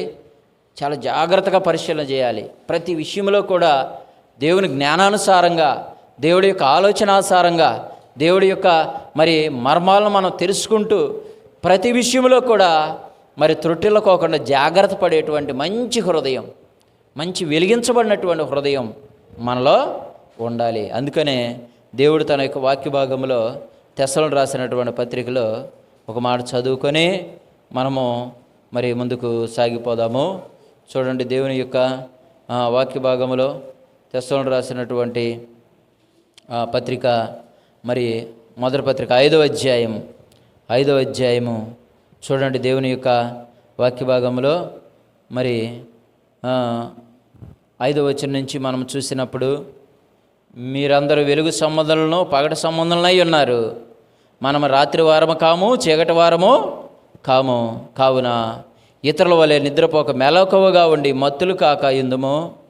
నిద్రపోవారు రాత్రివేళ నిద్రపోదురు, మత్తుగా ఉండివారు రాత్రివేళ మత్తుగా ఉందరు. మనము పగటి వారమై ఉన్నాము గనుక మత్తులమై ఉండక విశ్వాస ప్రేమలను కవచమును, రక్షణ నిరీక్షణీయను శిరస్త్రాణమును ధరించుకొనుడి. ఎందుకనగా మన ప్రభు అయిన యేసుక్రీస్తు ద్వారా రక్షణ పొందుటకే దేవుడు మనలను నియమించును గాని ఉగ్రత పాలగుటకు మనలను నియమించలేదు. మనము మేలుకొని ఉన్నను నిద్రపోవున్నను తనతో కూడా జీవించు నిమిత్తం ఆయన మన కొరకు మృతి పొందెను అంటున్నాడు. చూడండి, యేసు ప్రభువారు మనందరమును కూడా మరి రక్షణ పొందుటకే క్రీస్తు మన కొరకు ఏం చేశాడు? గొప్ప కార్యము చేశాడు. కాబట్టి ఆ రక్షణ పొందాలి, విలువైనటువంటి మరి నిత్య జీవాన్ని, విలువైనటువంటి ఆ యొక్క పరలోక భాగ్యాన్ని మనం పొందాలంటే అది పొందడానికే దేవుడు మనలను నియమించాడు అని అంటున్నాడు. ఉగ్రత పాలవడానికి మనలను దేవుడు నియమించలేదు, ఉగ్రత పాలవడానికి నియమించలేదు.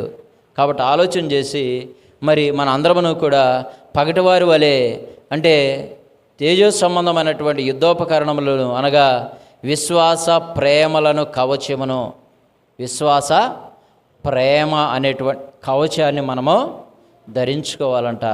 ఇంకా ఏమిటంటమ్మా? రక్షణ నిరీక్షణయను శిరస్త్రాణమును ధరించుకోవాలంట. రక్షణ నిరీక్షణ, యేసుక్రీస్తు ప్రభువారి కొరకు ఎదురు చూడడం కదా. ఆయన ఎదురు చూసేటువంటి పిల్లలు ఎలాగుంటారంటే అన్ని విషయాల్లో కూడా సిద్ధపడతారు కదా.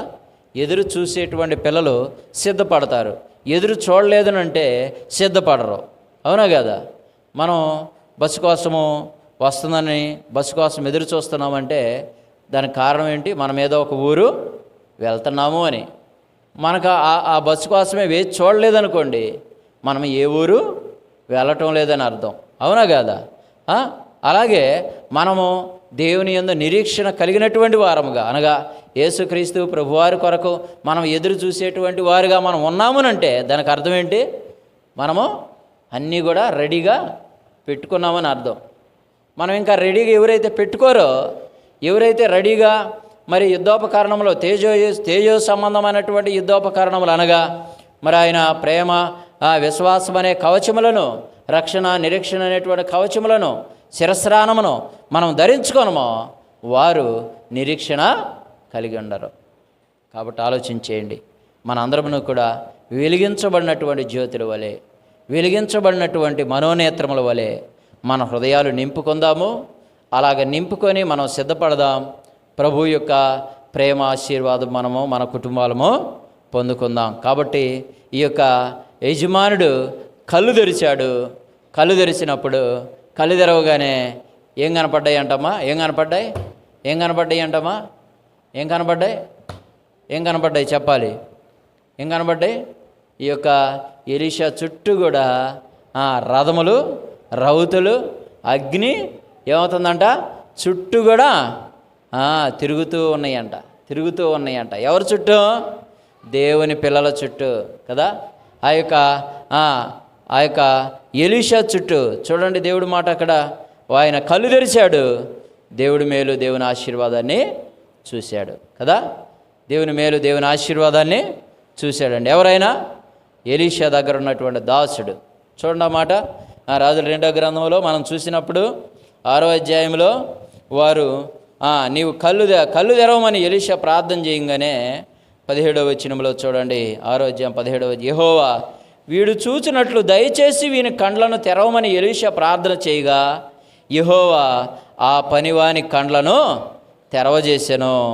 తెరిచినప్పుడు వాడు ఎలీషా చుట్టూను పర్వతము, అగ్ని, గుర్రముల చేత, రథముల చేతను నిండియుండుట చూశాను. చూడండి, దేవుని ఆశీర్వాదం ఆయన చూశాడు, దేవుని మేలు ఆయన చూశాడు. ఈరోజు మనం కూడా మన కళ్ళు తెరిచి మన మనోనేత్రాలు వెలిగించబడినటువంటి జీవితాన్ని, అవునా, ఆయన యొక్క జీవితాన్ని మనము మరి ఆశ్రయించి ఆయన చిత్తానుసారంగా మనం ప్రవర్తించినప్పుడు చూడండి, మనము కూడా ఆయన ఆయన ఎవరిని చూశాడంట? ఆ యొక్క స్తెఫను ఎవరిని చూశాడంట అండి? యేసుక్రీస్తు ప్రభువారిని, ఆయన అలాగే తండ్రి కుడి పార్శ్వమున ఉన్నటువంటి యేసు ప్రభువారిని, ఆ పరలోకాన్ని, ఆ సైన్య సమూహాన్ని ఆయన చూడగలిగాడు. కాబట్టి ఈరోజు మనందరం కూడా దేవుని యొక్క ఆయన ఉన్నతమైనటువంటి జీవితాన్ని, ఆయన ఉన్నతమైనటువంటి ఆశీర్వాదాన్ని, ఆయన ఉన్నతమైనటువంటి మరి ఆత్మ సంబంధమైనటువంటి దీవెన ఆశీర్వాదాన్ని మనం చూడాలంటే మన కళ్ళు మనము తెరవాలి. కళ్ళు తెరుద్దాం. కళ్ళు తెరిచిన వాని పోలిన మనము నడుచుకుందాం. అలాగ నడుచుకొని మనం అందరం కూడా దేవుని యొక్క భద్రతలో, దేవుని యొక్క ఆశీర్వాదంలో ఉండాలని ప్రభు పేరట మనవి చేస్తూ, దేవుడి మాటలు దీవించునుగాక.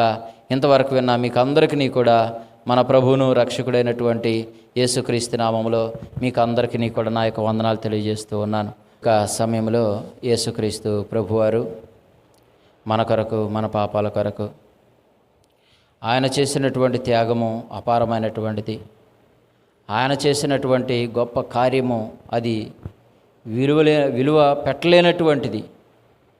కాబట్టి యేసు ప్రభువారు ఆయన మన కోసము, మనం చేసిన అపరాధాల కోసము పరలోకమును విడిచి భూమి మీదకి వచ్చాడు అంటే చూడండి ఎంత గొప్ప కార్యమో. మనము ఎవరికైనా బాగులేదనంటే, ఎవరికైనా మన నుండి ఏదైనా ఇవ్వాల్సినటువంటి పరిస్థితి వచ్చినప్పుడు, మన నుండి ఎవరికైనా మనము ఏదైనా వాళ్ళకి అక్కరగలిగినటువంటిది మనం ఇవ్వాల్సినటువంటి పరిస్థితి వచ్చినప్పుడు మన ఊరే వెళ్ళమండి, వారి దగ్గరకే వెళ్ళమండి. వెళ్తామా? చాలా కుటుంబాలు నేను చూస్తుంటాను, అన్నదమ్ములు, అక్క చెల్లెండ్రులు, కుటుంబీకులు, అన్నదమ్ములు, వాళ్ళ విషయాల్లో మనం చూస్తుంటాం. కొన్ని సందర్భాల్లో అన్న ఏదైనా శ్రమలో ఉన్నప్పుడు తమ్ముడు ఎలా ఉంటాడంటే, అతని దగ్గరికి వెళ్తే నేనేదో ఒకటి ఇవ్వాల్సి వచ్చిద్ది అని ఎలకోకుండానే మానేస్తారు. కానీ వాళ్ళ తమ్ముడికి అలాంటి కోరిక, అలాంటి ఆశ ఉన్నప్పుడు కూడా పక్కన ఉన్నటువంటి వాళ్ళ భార్య ఏం చేసిద్ది? నువ్వు వెళ్ళి నువ్వు డబ్బులు ఇస్తావు, నువ్వు అన్నీ ఇస్తావు, మరి నువ్వు వెళ్ళొద్దు అని చెప్పేసి సాకులు చెప్పినటువంటి సందర్భాలు భూమి మీద చాలామందిని మనము చూస్తూ ఉంటాం. అంటే చూడండి, ఒక మంచి పని చేయడానికి, ఒక ఆదుకోవడానికి ఎవరు కూడా సహకరించరు కదా, ఎవరు కూడా సహకరించరు. కానీ యేసుక్రీస్తు ప్రభువారు చూడండి, మన పాపం వలన వచ్చేటువంటి మరణమును సంప్రాప్తమైనప్పుడు, పాపం వలన వచ్చేటువంటి జీతం మరణం, అంధకారం కదా, నరకం, భయంకరమైనటువంటి శిక్ష. అలాంటి వ్యక్తుల్ని బాగు చేయడానికి, అలాంటి వ్యక్తుల్ని పరిశుద్ధులు చేయడానికి, అలాంటి వ్యక్తుల్ని విమోచించడానికి యేసుక్రీస్తు ప్రభువారు పరలోకము నుండి భూమి మీదకు వచ్చి ఆయన శ్రమ పడాలి. ఆయనకు తెలుసండి, నన్ను కొడతారు, నన్ను బాధిస్తారు, నన్ను ఆ సిలువలో వేలాడదీస్తారు. ముందే తెలుసు ఆయనకు ముందే తెలుసు. తెలిసినప్పటికీ కూడా ఆ శ్రమను అనుభవించడానికి వచ్చాడు. చూడండి, ఎవరన్నా మనం ముందే తెలిస్తే వెళ్తామా? నిన్ను అక్కడికి వెళ్తే కొడతారు, నిన్ను అక్కడికి వెళ్తే హింసిస్తారు, నిన్ను అక్కడికి వెళ్తే ఇబ్బంది పెడతారు అంటే ఎవరైనా వెళ్తారండి? ఎవరైనా వెళ్తారా? ఎవరు వెళ్ళరండి. ఇంట్లో వాళ్ళందరూ కూడా నీవు వెళ్ళటానికే లేదని కరాఖండిగా ఆపేస్తారండి. కానీ చూడండి, యేసుక్రీస్తు ప్రభువారు ఆయన పరలోకమును విడిచి భూమి మీదకు వచ్చి ఆయన శ్రమ పడతాను, ఆయన బాధిస్తాను, ఆయన వేద పొందుతాను, ఆయన మరి అనేకమైనటువంటి శ్రమలు నేను పొందుతానని తెలిసినప్పటికీ కూడా ఆయన వెనుకంజి వేయకోకుండా మన కోసం ప్రాణం పెట్టినటువంటి వాడు యేసుక్రీస్తు ప్రభువారు. అవునా? కోసము మరి శ్రమను అనుభవించినటువంటి వాడు, ఆయన మన కోసము బాధ అనుభవించినటువంటి వాడు, ఆయన మన కోసము కలువరి సిలువలో తన రక్తాన్ని చిందించినటువంటి వాడు. చూడండి, దేవుడి మాటలు కొన్ని మాటలు మనం చూస్తే హెబెలు రాసినటువంటి పత్రికలో ఎంత గొప్ప యేసుక్రీస్తు ప్రభువారండి, ఎంత గొప్పవాడండి ఆయన గొప్పతనమును మనము చూస్తే అది మన కనులకు ఆశ్చర్యకరం, మన కనులకు ఎంతో గొప్ప. చూడండి, దేవుని యొక్క వాక్య భాగంలో 9వ అధ్యాయము, హెబెలు రాసిన పత్రిక 9వ అధ్యాయము 26వ వచనంలో మరి మనము 26 నుంచి 28 వచనాల్లో మనం చూస్తే అట్లైన ఇలా జగత్తు పునాది వేయబడినది మొదలుకొని ఆయన అనేక పర్యాలను శ్రమ పడవలసి అయితే ఆయన యుగముల సమాప్తి యందు తన్ను తానే బలిగా అర్పించుకొనుట వలన పాప నివారణ చేయుటకై ఒక్కసారే ప్రత్యక్షపరచబడిన. చూడండి, పాప నివారణ చేయడానికి యేసు ప్రభు వారు ఏం చేశాడంట, పాపమును నివారణ చేయడానికి, పాపాన్ని నివారణ చేయడానికి యేసుక్రీస్తు ప్రభువారు తన్ను తానే బలిగా అర్పించుకొనుటకు, తన్ను తానే బలిగా అర్పించుకొనుటకు సిద్ధపడ్డాడండి. మన పాపములను నివారణ చేయడానికి, మన పాపాలని కడగడానికి, మన పాపముల నుండి విముక్తిని కలిగింపజేయడానికి యేసుక్రీస్తు ప్రభువారు ఏం చేశాడంట, తన్ను తానే బలిగా అర్పించబడడానికి సిద్ధపడ్డాడు. ఎవరుంటారండి భూమి మీద? మనం దేవతలు అనబడిన వారు, దేవుళ్ళు అనబడినటువంటి వారు చాలామంది మనం పరిశీలన చేసినా కూడా చూడండి, ఒక మనిషి కొరకు, ఒక మనిషి యొక్క పాపమును కడగడానికండి, పాపమును నివారణ చేయడానికి బలిగా అర్పించబడినటువంటి వారు ఎవరు కూడా లేరు. ఎవరైనా ఉన్నారమ్మా? ఎవరు ఉండరండి, ఎవరూ లేరు. మరి నీకోసం నా కోసమో మన పాపములను నివారణ చేయడానికి యేసుక్రీస్తు ప్రభువారు తన్ను తానే బలిగా అర్పించబడటానికి భూమి మీదకి వచ్చాడు. చూడండి, కిందకు చదవండి 28వ వచనం. అలాగుననే క్రీస్తు కూడా అనేక పాపములను భరించుటకు ఒక్కసారి అర్పించబడి తన కొరకు కనిపెట్టుకొని వారి ఇంటికి రక్షణ నిమిత్తము పాపము లేకుండా రెండవసారి ప్రత్యక్షమగును. చూశారండి, యేసు ప్రభు వారి యొక్క ఆయన పడినటువంటి శ్రమను చూసినప్పుడు క్రీస్తు కూడా అనేకుల పాపములను భరించాడు, అనేక పాపములను భరించడానికి వచ్చాడండి. అనేకుల పాపాలు, ఎంతమంది పాపాలను మనం చూస్తే మరి భూమి మీద ఎంతోమంది, ఒక్కరను కూడా పాపం చేయనటువంటి వాడు లేడు కదా. అందరూ పాపం చేసి దేవుడు అనుగ్రహించే మహిమను పొందలేని పరిస్థితిలో ఉండగా అందరి యొక్క పాపములను భరించుటకు యేసుక్రీస్తు ప్రభువారు ఒక్కసారే అర్పించబడ్డాడు, బలిగా అర్పించబడ్డాడు. ఒక గొర్రెను తీసుకొని వెళ్ళి బలిగా ఎలాగా అర్పిస్తారో అలాగే యేసుక్రీస్తు ప్రభువారిని కూడా మరి అనేకులు కొట్టుకుంటూ తీసుకెళ్ళారు కదా. అనేకులు ఆయన్ని కొట్టుకుంటూ, నిందించుకుంటూ, తోసుకుంటూ కదా, గొర్రెపిల్లని ఎలాగా ఏ విధంగా లాక్కొని వెళ్తారో కదా, అలాగే యేసుక్రీస్తు ప్రభువారిని కూడా లాక్కొని వెళ్తున్నారు. అవునా? లాక్కొని వెళ్తున్నారు, తీసుకొని వెళ్తున్నారు, కింద పడిపోతున్నా కూడా లాక్కొని ఈడ్చుకొని వెళ్తున్నారండి. అలాగున యేసుక్రీస్తు ప్రభువారు ఆ శ్రమ పొందుతానని తెలిసినప్పటికీ కూడా తన్ను తానే అర్పించబడ్డాడు, తన్ను తానే సిద్ధపడ్డాడు. కాబట్టి ఎంత గొప్ప ప్రేమ యేసుక్రీస్తు ప్రభువారిది ఒకసారి ఆలోచించేసుకొని మనం కూడా మన జీవితాలు కూడా మరి ఆయన పడినటువంటి శ్రమను, ఆయన పడినటువంటి బాధను మనం తెలుసుకొని మనం కూడా మన జీవితాలు మారు మనసు కలిగినటువంటి పిల్లలుగా మనం కూడా ఎలాగుండాలి అంటే మనము కూడా అలాగా దేవుని యొక్క సన్నిధానంలో ఎలాగుండాలి అని అంటున్నాడంటే చూడండి, దేవుడు తన యొక్క వాక్య భాగము ద్వారా హెబ్రీయులకు రాసినటువంటి 10వ అధ్యాయంలో చూడండి 22వ వచనం నుంచి మనం చూసినప్పుడు మనఃసాక్షికి కల్మషమును తోచకుండా నట్లు ప్రోక్షింపబడిన హృదయములు గలవారమును నిర్మలమైన ఉదక స్నానము చేసిన శరీరములు గలవారమునయ్యుండి విశ్వాస విషయంలో సంపూర్ణ నిశ్చయత కలిగి యథార్థ హృదయముతో మనము దేవుని సన్నిధానమునకు చేరుదము. కాబట్టి యేసు ప్రభువారు గురించినటువంటి మాదిరి పైన తెలియజేస్తూ మరి ఆయన ప్రతిష్ఠించబడి, ఆయన లేపబడి, ఒకసారి ఆయన రక్తం వలన పరిశుద్ధ స్థలంలో ప్రవేశించబడి మరి మనకు ప్రధాన యాజకుడు ఉన్నాడు కనుక ఆయన సన్నిధానంలోనికి మనం కూడా మరి మంచి మనస్సాక్షి కలిగినటువంటి పిల్లలుగా, ఎలాంటి పిల్లలు ఉండాలి? మంచి మనస్సాక్షి, దోషారోపణ లేనటువంటి మనస్సాక్షి కదా, దోషారోపణ లేనటువంటి మనస్సాక్షి. మన శరీరములు, మన ఆత్మలు మరి నిర్మలమైన ఉదకతముతో స్నానము చేసిన శరీరములు గలవారమై ఉండి విశ్వాస విషయములో సంపూర్ణ నిశ్చయత కలిగి యథార్థమైన హృదయంతో మనం దేవుని సన్నిధికి చేరుదమాట. కాబట్టి యథార్థమైన హృదయం కదా, మంచి విశ్వాస విషయంలో సంపూర్ణ నిశ్చయత మనం కలిగి ప్రభు సన్నిధిలో చేరడానికి, ఆయన ఉండేటువంటి స్థలంలో మనం చేరడానికి మన జీవితాలన్నీ కూడా సిద్ధపడాలండి. పాపంలోకి వెళ్ళకూడదు. కల్మషము మొత్తం కూడా ఉదక స్నానము చేత పరిశుద్ధపరచబడినటువంటి పిల్లలుగా మనందరం కూడా పరిశుద్ధపరచబడినటువంటి పిల్లలుగా ఉండి విశ్వాస విషయంలో సంపూర్ణ నిశ్చయత యథార్థ హృదయముతో దేవుని సన్నిధికి మనము చేరే పిల్లలుగా ఉండాలి. కాబట్టి యేసు ప్రభువారు మన కొరకు శ్రమ పడ్డాడు, మన కొరకు వేదన పడ్డాడు, మన కొరకు ఆయన అనేకమైనటువంటి శ్రమలను భరించి మన కొరకు ఆయన కలవరి శిలువలో మరి చనిపోయి సమాధి చేయబడి తిరిగి పునరుద్ధానుడై ఉన్నాడు. కాబట్టి ఆయన అంటున్నాడు, ఇది నా శరీరము. ఆయన ఒక రొట్టె తీసుకొని, ఇది నా శరీరము, నన్ను జ్ఞాపకం చేసుకోవడానికి దీనిని చేయుడి.